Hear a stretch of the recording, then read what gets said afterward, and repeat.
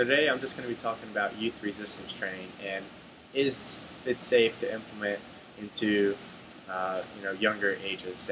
And for the most part, I think that yes, it is, and yes, only if that these kids are properly monitored, they're given proper instructions, and they're given proper technique demonstrations, and that they're well supervised. I think that really when it gets unsafe is when that there is not that good of supervision, and there's not proper instructions given. So for the most part, it is safe. It can be safe, and research has shown that you can increase strength gains, endurance gains, increase flexibility as long as it's monitored properly.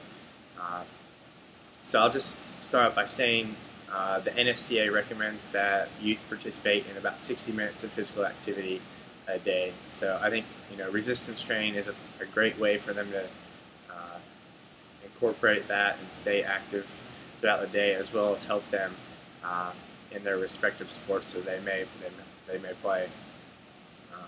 And also, it's a great time to start learning speed and agility and footwork and coordination, as motor development skills are starting to come around. They're starting to get accustomed to their bodies. So one of the main questions that parents ask me a lot are, when should my child start doing these activities? When is it okay for my child to start participating in resistance training, or when should they start working on their agility or speed or running mechanics?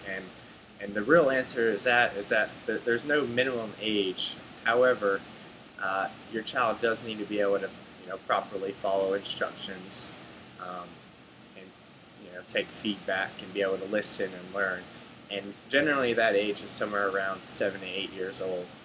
So like I said, there's no minimum, but generally speaking, I would say 7 to 8, but that is still very individualized. Some kids mature faster than others, but generally around 7 or 8 years old is a great time for them to start being accustomed to their bodies, really working on footwork and agility and things like that. And when I speak of resistance type training, I mostly mean body weight exercises, such as learning the proper form for a push-up, planks, pull-ups, sit-ups, crunches, and stuff like that. Learning how to squat properly, their knees not going forward of their toes, setting their hips back first, and things like that.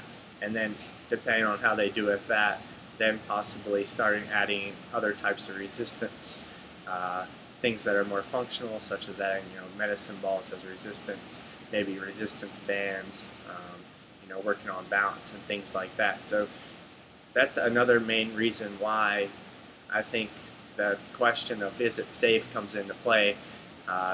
These kids need to be able to be properly able to do a push-up or a pull-up or a bodyweight squat before you start adding other types of weight in there. They need to be able to do their own body weight first before you start adding in other pieces of fitness equipment, whatever that may be.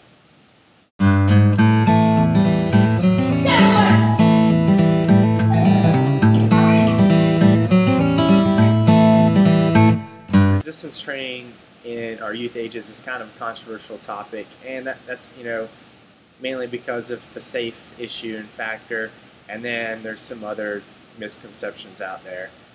And I'm just going to ask you guys one question, and you can kind of just think about it in your head, and then I'll give the answer after that. So true or false, youth resistance training will stunt bone growth? That answer is false. And what is true is that resistance type exercises, such as weight bearing activities, which can be running, jumping, skipping, hopping, stuff like that, is actually good for promoting bone health and bone growth and bone development. And it's actually more beneficial to do those types of activities at a younger age than it is at a later age.